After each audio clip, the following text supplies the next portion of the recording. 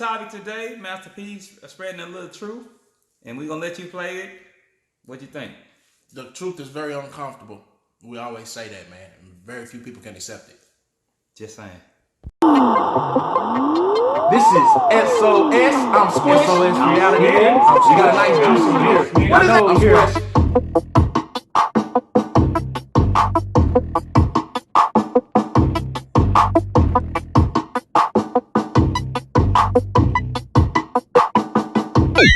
This is SOS. I'm Squish. I'm Smitty. Please hit the like and subscribe button. Also leave a comment down below, even if we're trash on the y'all. Today, what was this interview? Breakfast Club, Master P. Yes. He also had good interviews. This one over here is about a lot of things in life. He's talking about, parenting, and he's also talking about, as people in general, we need to accept the truth. Yeah.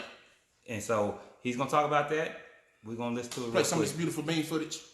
I mean, we dealing with so much police brutality, and it's crazy. But at the same time, go look at the numbers. I looked at a thing in Philadelphia where how many of us killing us? It's way more than that, but we don't want to talk about that because that ain't good to talk about.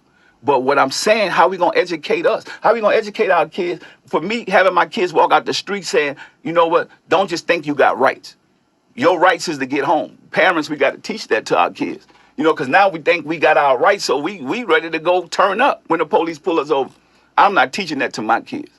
The one right, if you go to jail, I can get you out. I want to get you home and we can figure it out. So that's the rights that I'm hoping that this generation get. And I hope that... That's the same thing my dad said. My dad's a retared police officer. And one thing he says, you can't win in the streets. Yes. You can't win. He said, you go to jail, I can get you home, we can fight after. But if you die, well, I can't do nothing with it. You know what, Envy? We are ashamed of the truth. We don't want to hear the truth. And that's one thing about back in the days, them older people tell you the truth. I'm going to give you the truth. And I think that now even artists, somebody get caught up into something, we don't want to deal with the truth, or even if somebody died. So that's part of the truth, though, because, we've seen people comply with police officers and still end up dead. Yeah. No, I'm not saying... Yeah, we've seen people in handcuffs on the ground and still... Charlamagne, I'm saying that they don't have the right to kill us. That's right. Right? Yes. They don't have the right to kill us. I'm saying that part, but I'm just saying us. We got to know when we walk out that door what we dealing with. We got a target on our That's back. what I'm saying. Yeah, we straight targets. Absolutely. So, think about it. So that's why changing and growing, that's what I've done in my life. I'm not perfect, but I'm saying, I come from a rough life. I done been thrown on the ground by the police and everything. And then sometime I'm happy the police around. Think about it. Because if somebody gets shot at or somebody get killed, where you at? Where the police? You crying? People crying for the police. Now, very good points. All the points he's talking about, and the reason why we bring it up is very good points.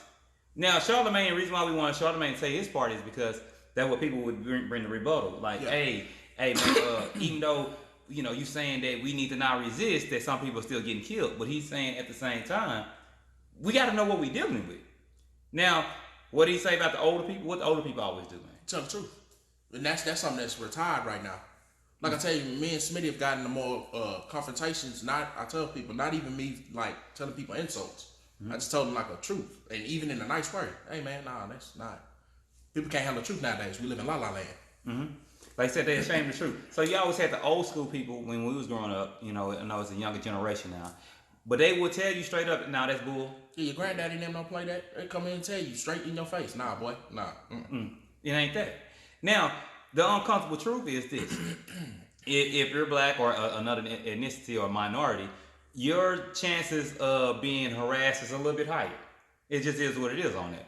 So you just have to deal with that fact. But at the same time, we can't complain all the way. We can't complain because it's wrong for them. Black folks, y'all ain't gonna hear this, but we're not at the top of this paradigm. We're at the bottom of it. Mm-hmm.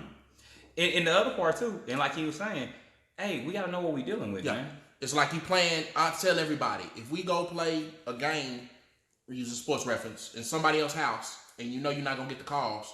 After a while, you stop even worrying about the refs and start trying to figure out how we need to play so we can still win the game, even though we're not gonna get any of the calls. That's what black people got to do, pretty much. You got to kind of adjust to the rule book, which is not designed for us, and try to figure out a way how you can overcome that. Now, if y'all don't like that harsh truth, it's just something we have to throw out there. Now, the other part I liked about Master P, when he was talking about my parenting skills, he said, I parent not to be a victim pretty much.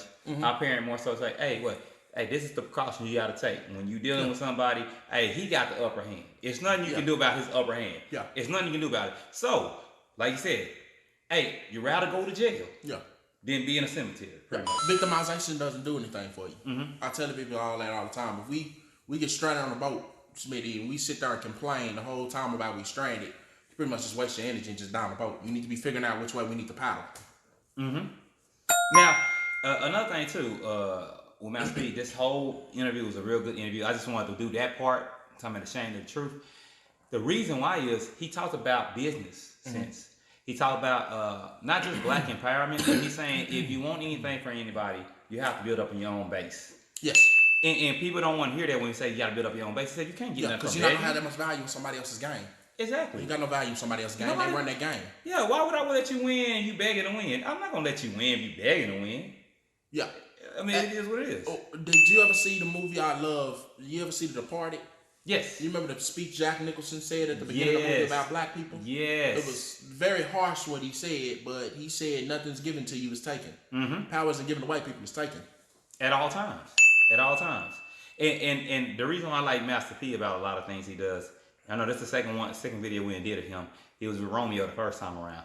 But he teaches his son to think from a business standpoint at all times. And America's a corporation. Exactly. And so he got two sons that's ranked, like one of them he had on there. He's going to Tennessee State University. He could have went to another state university. But this is what he said on there. He said his son, he done told him to a point, his son has learned that, yeah, Tennessee State might not be like the option that I could, get the most advantage at, but it's a better business option. Yeah. So he's saying more investors are ready to invest in his son for business purposes to go to Tennessee State because it's an HBCU, but it's more of a business plan behind that than anything else. So just in case he don't make the NBA, right? He's supposed to be signing a $2.5 million contract for different business ventures in the Nashville area. That's awesome. I mean, what more can you do than that? I mean, so you got a backup plan. Pretty much, you got a backup plan. Like, okay, if I don't make the NBA, I got the backup plan. I got 2.5 right here. That's awesome. And I even tell people, for instance, what's my place, Tulsa, Oklahoma, when they did the Black Wall Street. Yes. I never believed that like black people can't work together and we can't be what do they call it, a business savvy. Yes. Like they had their own Black Wall Street. It got burned to the ground, unfortunately, but that things like that happen when you playing another man's game. It's another man's game for us. And then he was also talking about his youngest because they won state, right? They was I didn't even know this. He said they was ranked number 5 in the nation. They had the best player in the world, they had the number 1 ranked player on their team. So the two sons played on there. Both of them started. The youngest one is a freshman. Yeah. So he's gonna be a sophomore next year, right? So he's getting a lot of recruitment right now from different major colleges. And he said that he's in the works, he can't talk about it, but he's in the work to try to work another deal like the older son to try to get some money by the time he gets to college. Okay. And he was saying also that the NCAA rules are doing a rules change on certain things with the high schools, how they can receive money. Yeah. So P doing his thing. Watch this Breakfast Club interview if y'all get a chance to. This was a really very good interview. Yeah. Master P is very intelligent. Oh, yeah. Very business savvy. And another thing he did, too, he was talking about on there, he was saying that no guy has ever dealt with him and had a justifiable reason to be mad at him. Because he said if they wanted to be out their contract, he don't ever try to say you owe this and this and that. He said, okay, I'll let you out the contract. He said, I did that for everybody. He said, you can ask Snoop.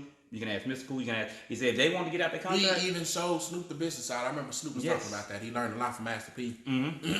With the record labels pretty much robbing the blind Master. He said Master P didn't do that. Master P kind of broke down, where the money's supposed to come from, where it's going, what they're using your money for, all type of stuff. So Master P's a great businessman. And he got, how he got on that topic? He got on that topic. People, if y'all don't know, he got on the topic because it's DMX died, right, and Black Rob died. And I don't know if y'all know about Black Rob. He's on the song Whoa. Yeah. But a lot of people was complaining about Diddy not taking care of Black Rob. And Black Rob was complaining about it. And Master P was like, You can't get upset at Diddy. Diddy is a middleman. He said you're gonna get mad at Diddy being the middleman, but you're not gonna get mad at the A&R people who's running everything, that's giving the information to Diddy and signing the contract with, like Jimmy Iovine. So, and he said we're not getting mad at Jimmy Iovine, we getting mad at Diddy. That is funny how we never go after somebody else. We go after people that look like us. Yes. That is funny. Yes, and that's what Master P was saying. Like, oh, so we're not gonna go after Jimmy Iovine. He totally ignored the boss. He went after. Yeah, that makes Diddy. sense. So, and then another part he was saying too, you going after Diddy for that. What can Diddy do for you? Oh, he was an intermediary. He's trying to get you money. But then at the same time, you didn't realize the rap game don't last that long. Don't last very long.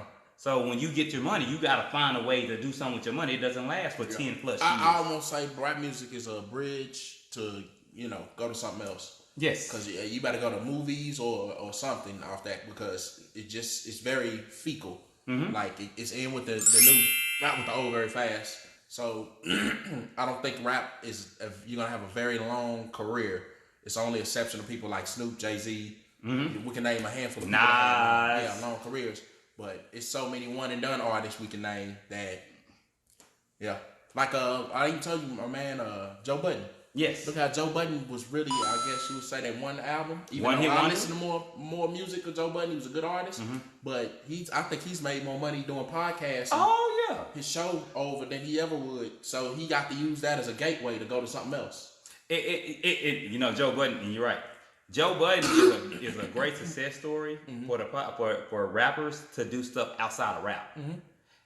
I know people don't like hearing that. They don't want to hear about this and that, but rappers don't really get paid like that, yo. They really don't. Especially them contracts they sign, bro. Yeah. Especially them contracts, man. You get to reading them, because the small print on some of them contracts, bro, you ain't making no money. I remember Joe Budden was talking about, you heard Pump It Up Everywhere. He said, I wouldn't get paid for that. He was like, Def Jam got all that money. I ain't getting nothing. He said, I heard my song everywhere. And they're like, you got to be paid right now. He's like, no, I am not. He was talking about Nipsey, too. He said Nipsey, before he passed away, he signed the contract, but he didn't want to sign it. Nipsey was independent at first. That last album he brought out, he had to sign a contract with Victory Lap? Yes. He had to sign a contract I got with agency it was. But P was saying that Nipsey had hollered at him and said, nah, man, P had hollered at him and said, why you sign that contract? He said, I'm not getting no play on radio. I got to find a way. He said, I know the contract is messed up. He said, but it's the only way I can get radio play to get to the masses. Yeah. And so P was like, all it is, once you get up in there, try to get your moment. Your moment. Okay. Well, you try to get your moment. Masters, yeah. Yeah, but try to get your moment. But once you get your moment, try to transition to something else. Yeah. It is what it is. Yeah, some of them come and go. And the artists, if we go down the list of artists came and go one summer, man, it'd be 1,000 of them, man. Yeah. So, well, we just bring this topic about Master P. Hey, it's a good interview. Go check it out. Master P, every time we do something on him, it's business savvy, so it's gonna be a little bit more serious than usual. We like to crack jokes, but he actually brings up a lot of good topics on here, and it's not just with black people; it's with everybody in general. He's just telling you to be more business savvy if you can in this corporation that we call America. Yep. Anyway, this is SOSReality. I'm Smitty. I'm Squish. Come with a new topic today. Please hit the like and subscribe button. Leave a comment down below. Even if trash on to y'all. Reach down in the description box. Get you something down there. And from Walmart or wherever it's going to be from. And this is R.I.P. We appreciate y'all. Come see another episode. Y'all have a good one.